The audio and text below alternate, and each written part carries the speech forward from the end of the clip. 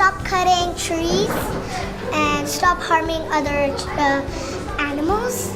Use less cars and try to common public transports, or even better, you cycle to school or walk to school. I think it's important to realize that our world is in a state of despair and we have to try and save it.